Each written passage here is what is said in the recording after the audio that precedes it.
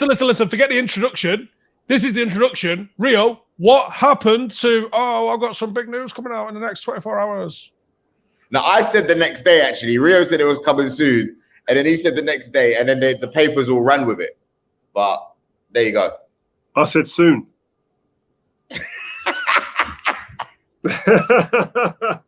I think there's a big problem here. I think it's one of the main stumbling blocks is, one, the shares. And I think that we've heard that explained quite well. If the Glazers stay in, and the biggest thing I think is the Glazers staying in. I think that when you're going to buy it for that amount of money, I think being in it on your own, when you're spending that type of money, you want to be the decision makers. And at the moment, I think there's a stumbling block over who's the decision makers once they come in, if the Glazers stay in. And the Glazers wanting to stay in, I think that the people, if I'm spending that type of money and I know that the Glazers staying in is going to cause ruptions in the fans, it's not going to appease the fans, I'm not spending that money. I wouldn't. This fan base don't want the Glazers involved no more. And I think if you're a new owner potentially coming in to buy this football club, you're thinking, I'm not going to buy this for this type of money. I want a clean start, a clean slate, and go. And I think there's a big divide in terms of where they're at in that sense. Yeah, I think the sort of feeling towards Jim Ratcliffe cooled really strongly when it was rumoured that he'd have to sort of keep the Glazers around and he'd probably have to take on a little bit of debt to be able to get involved anyway. Because I think any new owner wants to wipe the slate clean and say, that period's over, this is me. Because if things continue the way they have done under the Glazers, when it's like a new guy and the Glazers, it's already tainted. Yeah. You can't, let's, for example, say it is Jim Ratcliffe. If Jim Ratcliffe starts and it's similar underinvestment in facilities and attitudes towards getting best-in-class appointments, then you're going to be going, oh, hang on, is this Jim Ratcliffe's doing or is this the Glazers doing? And there's confusion. Yeah. Whereas if you know that they've gone, you can judge them. And I felt the same way when Sir Alex retired and we got David Moyes in and everyone was saying we should have kept Rennie and we should have kept Mike Phelan, we should have kept all the backroom staff. But I was kind of glad that we didn't because you got to see what David Moyes was actually about. And if he'd have won something, would it have been, we won another league because Rennie Mullenstein was there? Or, do you know what I mean? And you kind of don't know where the credit and blame gets to lie. So when the owners go, I want it to be a clean break and we get to judge the new owner. I don't know if I agree with that. Steve, I don't know if I agree with that. I think someone if you're like that analogy with Moyes, I think the main guys left. And I see that being the Glazers, they leave. But there's an underbelly of people that are working underneath that you don't necessarily have to get rid of immediately. You go and suck it and see. You try and test those relationships and you see the level at which they're working at. I think David Moyes, Ferguson's gone, Moyes comes in. But if you had one or two of his team that was there before that know the land and know how the land lies to help guide him through situations and then in time goes, you know what, actually, they're not good for me. I need them to go. You get it. But to go in a clean slate completely and take out the underbelly as well is the wrong way to do it. I think you need it's like, I don't know. I think the lines of communication have to be clear. And that's the one. I think that's where the Glazers, I think, have been very, very poor in the running of the football club to this point. I think that the communication lines, when there's a little bit of turmoil or when things aren't going the way they're meant to go, communication is vital in making sure that you keep the place running with a nice balance and the ambience is right around the place. And I think that when things are going well and you're winning, you ain't got to speak because all the talking's being done on the pitch. It's easy to run something or easier to run a ship and a tight ship when you're winning, when you're successful, when you're churning out trophy after trophy like it was at the beginning under Fergie. But when times are different and you're in turmoil and there's really, really a negative vibe surrounding the club with different personalities and characters and the running of the club gets called into question, that little bit, I'm not asking for open the books and let everybody see everything and lie there naked, just a little bit of communication to the fan base so people get a little bit of an understanding of where you're at and what you're trying to do is so much better. And the fact that the Glazers, when it was red hot with the marches, with the difference in approach from the fan base around the ownership came about, and then the Glazers put a statement out saying we will communicate a bit better. It hasn't changed. And that's been a disheartening thing for me. You say you're going to change and you're going to do things differently. Well, just do it, man.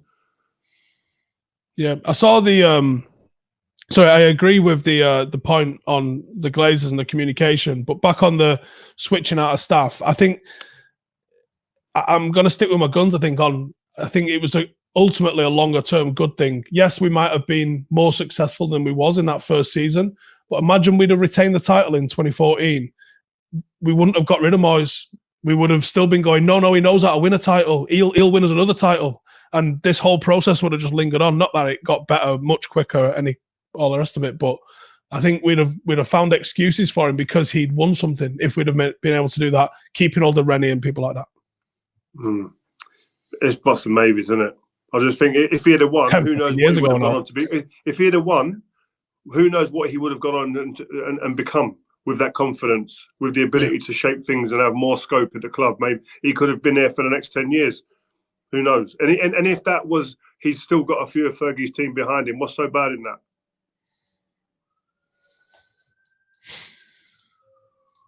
For someone looking from the outside, right, when it comes to this takeover chat, even if you were to get taken over now, would you be able to start spending the money now? Or would it be how does it actually work? Because I think there's a lot of people who don't quite understand.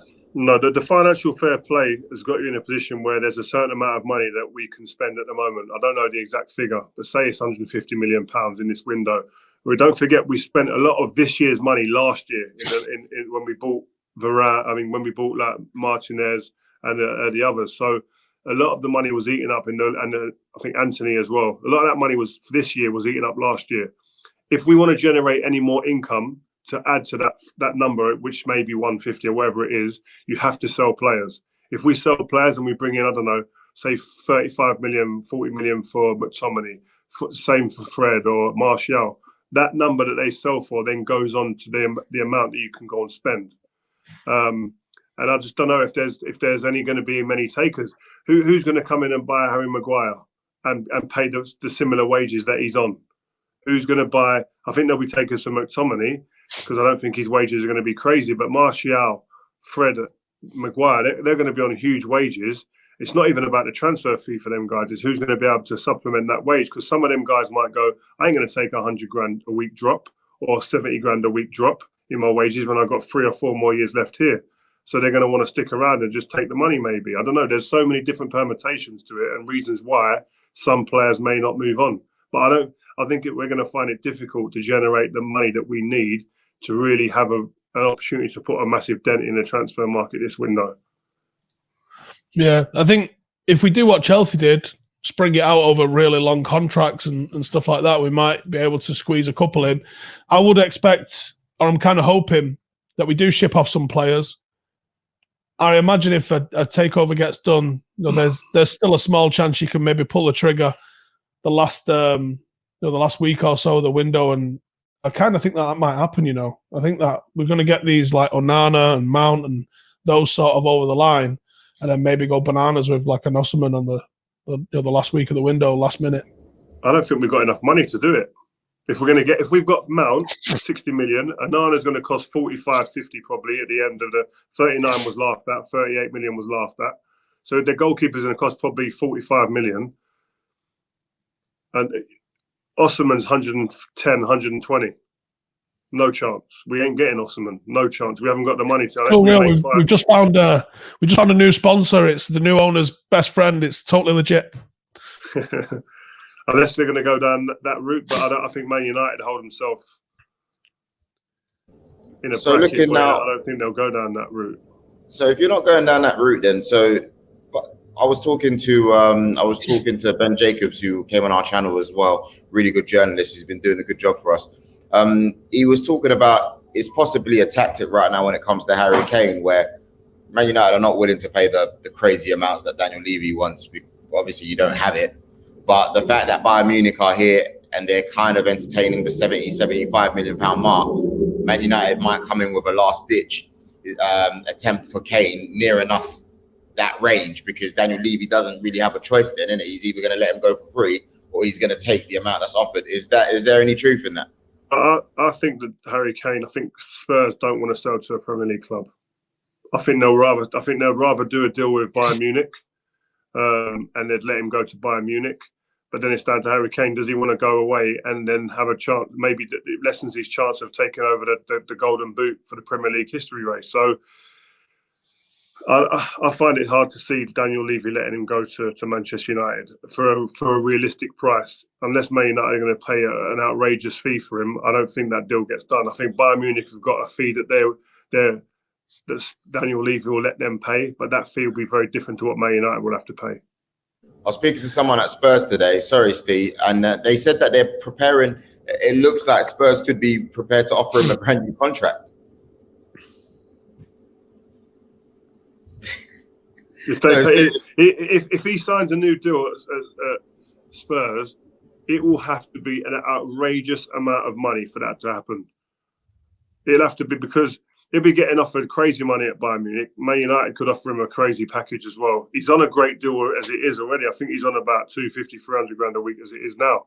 So I don't see much change out of probably 500, 600 grand a week if he signs at Spurs. That's the type of money they have to keep him.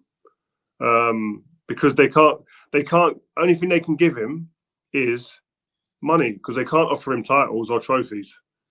Because they've proved that all the years he's been there. It's only going to be an outrageous amount of money that will keep him at Spurs. Good luck to him. Forget what we're paying and how financial fair play is going to screw us. Arteta's army over here, aka favourites for next year's title, already told you was going to get giddy, and what have you done? Straight on there, all over social media. We got to be favourites for next year. You've just dumped 100 million on Rice and Havertz. Well done. How are you lot getting away with financial fair play? Because you've lot roasted some right cash in the last couple of windows. First of all, Steve, I don't know what websites you've been on, whatever. You do know there's propaganda. Mainly. You do know there's propaganda, right? So anyway, like sometimes people just hype it up as if we're all like mad and crazy. Look, I'm an Arsenal fan. I'm supposed to be happy at the business that's been done. I saw a very good video yesterday done by yours truly, Rio. And you know what? It's probably the first time that I listened to you in the last 2-3 years that I've been here. And I thought, you know what? Complete sense when you spoke about Rice. The first time, the absolute first time, I said, you know what? And you were spot on with all the attributes that Rice brings, everything that he's going to offer our team. Kai Havertz, there's an opportunity for a change in his career. You know, it's a chance for him to prove himself. And then, of course, Steve, I don't know why you're doing all that. Like, just straight face. Allergies, mate. Nah, I'm sure. But yeah, like as an Arsenal Joel, and potentially Timber. Hold on, let me land this. Potentially Timber as well. We have every single right to be excited because I think we've closed the gap. But yeah, I want to say on City, we probably closed the gap now. Joel, do you think you guys finish minimum second again this year? Minimum. Yeah, I think we do. I think we're ahead of you. I think we're ahead of Liverpool. And I think Chelsea, it's their first season, so I'm expecting a 5th place finish for them. I generally do believe that with these signings, we're looking at second. Is Declan Rice better than Partey? Your boy Partey. Because if I'd have asked you this last season, before Declan Rice goes to Arsenal, I know your answer is Partey is much better than him. Yeah, because as you guys all saw, until the last 6 weeks of the season, he was balling out of his skin. Okay. You know, so you haven't asked the question. I think if you look at it, was the conversation of the best DMs at the time were Casemiro. Didn't see you putting Rice in that conversation, mate. And exactly, it's true because for the majority of the season he was fighting for relegation, but it doesn't take away his qualities and how influential he was for the Conference League win. And I think it's a chance for a fresh slate. For the Conference League win. Rice. It's a chance. It's I still was Europe, more right? influential in that win than he was. He was a ghost. Amrabat's only just let him out of his pocket. Listen, we're not here to do comparisons. You should let the player come in and enjoy his environment and let him have a great start at Arsenal, man. That's all he wants, and that's what I want from him as well. You realise Manchester City are probably going to dosh 100 million on a backup centre-half in Guardiola. They've already brought Kovacic in. Are Manchester City going to fall off next season? I don't think so. That's why I said I think Arsenal finished second. You asked me. Let me just spit some facts at you, Joel. Manchester United last season competed without a striker. I think it's fair to say. Wout Weghorst's experiment was probably a failed one, right? We had a goalless striker I thought he held up the ball well and did everything else good, though. I thought he was going to add a different dimension to your team. Goal. Let me finish. So post World Cup Premier League, Manchester City got 57 points. Manchester United got 49 points. Arsenal got 47 points. And in that time, Manchester United played 40 games. Arsenal only 28.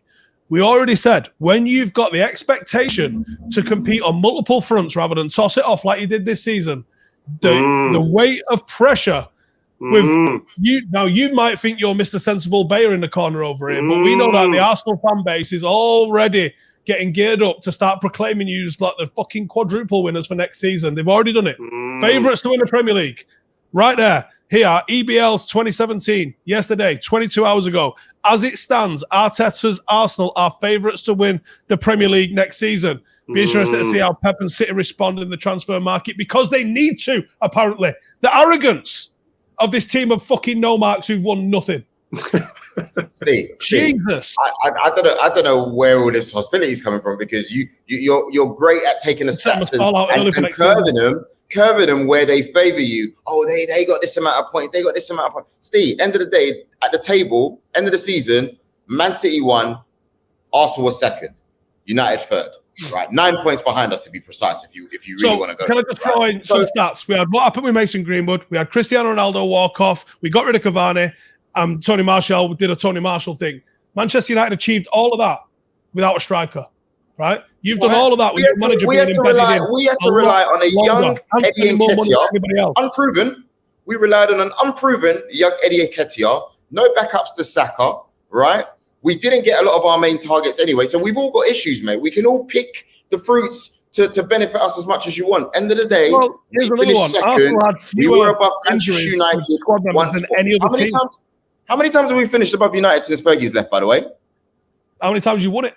All right, cool. Now I'm just asking you because you got all this chat. We have every right. Losers. Doesn't matter. Did you win it? No. Did we win tonight? Yes. Did you win it already? Did you win? That was a very Arsenal comment there, Joel. How many times we finished above you but not one? No, but I didn't say not one. He said not one. Because he said not one. End of the day, we lost out to a treble-winning team. The best team the Premier League's ever seen. So as far as I'm concerned, So as far as I'm concerned, mate, we're doing our job, and we've done. I wish you all the best. I wish you guys all the best, genuinely, from the bottom of my heart. I wish you all the best. Just that you guys are just on an emotional roller coaster. It's all over. I don't know what Joel's coming through. Well, actually, I do know what Joel's coming through the door every week. If you've lost or you haven't played well, you're as low as a snake's belly. You're crawling through the office floors. If you've won a game, we can't get you in the door because you're as high as a kite. So we need you a bit of a balanced Joel this year. We don't need that up and down stuff. I will do what I want to do. If I feel to come in wearing shades, eating cake, I got my forks ready. Anyway, when are you not going Saudi? Because everyone's going. Listen, I'm waiting for that call up. I'll do a Steven Gerrard tonight, baby. Do you know what I mean? Oh, by the way, Steven, where's Jamie? Jamie Carragher, where are you, man? I heard a lot of talk, a lot of negativity about Saudi. Oh, Bernardo Silva, people like that. I can't believe it. Oh, it's a disgrace. It needs investigating this league, etc. Steven Gerrard's gone. He used to carry his boots and his bag at Anfield to games. Your boy has gone over there. I've not heard a peep out of you. I've not heard how disappointed you are that Steven Gerrard's gone over to Saudi Arabia with all the other guys. So-called on the cusp of greatness, apparently. Someone said on the cusp of greatness, whatever that is, whatever that is. The next Liverpool manager. I've not heard the same energy. Steven Gerrard's gone there. Robbie Fowler's gone there now. I've not heard a peep. God, Robbie Fowler. I've not heard a peep. But, mate, you got to give him, listen, it's off-season, Rio. He could be on holiday. He could, you know what I mean? It was off-season when Bernardo Silva was mentioned to be going out there. It was off-season. When these deals were happening, it was off-season when the quotes came out. I want to see that same energy, man. I want to see him say, I can't believe Stevie's gone there. I'm actually buzzing for any of the guys that have gone out to Saudi. I mean, no one. Why?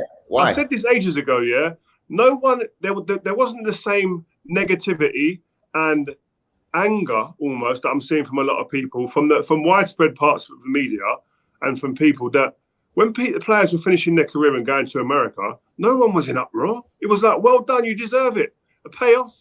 Go into sunny America. Go and enjoy yourself. Pat on the back. Well done. What a great career. And I see now people are so negative about going to Saudi, but at the same time, also Saudi. You look at it over there. Yeah, people are saying that it's you shouldn't go there. It's out of order. The money that they're taking. They're buying success in their league and buying the best players. When the Premier League was buying the best players from Belgium, the best players from Portugal, the best players from Italy, the best players from Spain, the best players from Germany. I didn't see anybody, same people going, oh my God, that's a disgrace. How can they be doing that? Just because they're the richest and they've got the most money to spend, they're doing that and they're taking the best players from all over the world. I didn't see when Italy was the place to go and all the players were going over there, people going, oh, it's a disgrace that the Italians are doing this. When Barcelona and Real Madrid do it constantly and take the best players from all over the world, no one's in uproar. Because it's Saudi, people are going mad. But all these other countries and leagues over the years have done exactly the same thing. They've scoured the other parts of Europe and South America, etc., and Africa, and taken the best players, brought them to their leagues, and everyone claps and says, brilliant, yes, we've got the best talent here now. But because now someone like Saudi's doing it, it's a new league, a new different type of money's coming over there. People have got the ump about it and have got a lot to say. I need the same energy everywhere. I don't see the drama with it, to be honest. I think it's a problem if you want to compete with it, because when people like Benzema are getting offered $1 billion for a 5-year contract, I don't know who else is putting their hand in a pocket to match that. We've never seen a league do this as coordinated as this. You know, we saw the drib and drab of players go to the MLS when they were 35. We saw a weird handful of players go to China when they decided they were going to start trying to do that. And then the Chinese government decided they didn't want that anymore. And that sort of shut that down. We've never seen like this coordinated like attack on the establishment by anybody else in football. And I just say, I think it's interesting. I think it might be a precursor for a second edition of Super League, maybe. I think it's going to have something that coincides with the expansion of the Club World Cup. But I genuinely, hand on heart, would absolutely love it if the Japanese league could compete with Manchester United for transfers and on the pitch. I would love it if Brazil, can you imagine all the Brazilian players didn't have to come to Europe to make their money? But imagine going watching the very best football in the world and it was like a Brazilian team versus an Argentine. Imagine Copa Libertadores was the equal of the Champions League. Imagine the MLS could put teams in that competed with that. Imagine we had the same in Africa. Like there's some like what we saw Morocco do at the World Cup. Wouldn't it be amazing for the continent of Africa if we had strong club competitions where players didn't need to leave the continent and they could stay there where their families are and they could make money and they could have competitive top-level football? For me, that's what FIFA should be trying to make happen through coach education, through greasing the wheels to get TV deals that make sure that all of these countries get the exposure. And then that's when you have a world game. We like to call ourselves a world game, but it's headquarters in Europe, isn't it? If I'm being honest. I agree. I think the only argument with all of this is, I agree with you too, by the way. I think you're 100% right. But I think people think of prices, 200 million in 4 years, and they think about the money in it, you know. But with what Steve's saying, Steve's right, because when these other players are moving from one country to another country, to them, that's the equivalent of 200 million. They're getting paid loads of money. Look, you played with players real like Anderson getting whatever it was. It's tax-free in Saudi as well. Tax-free. Listen, good luck to you guys going out there, man. Good luck. That ain't tax-free in London. That ain't tax-free in Madrid. That's tax-free. Free. That's 200 million. That's 200 million right there. Oh, exactly. Sign me up. I'm gone. Or no more five. Or maybe we do 5 over there. Who knows? I look the bollocks in a fucking thobe. Don't worry about me.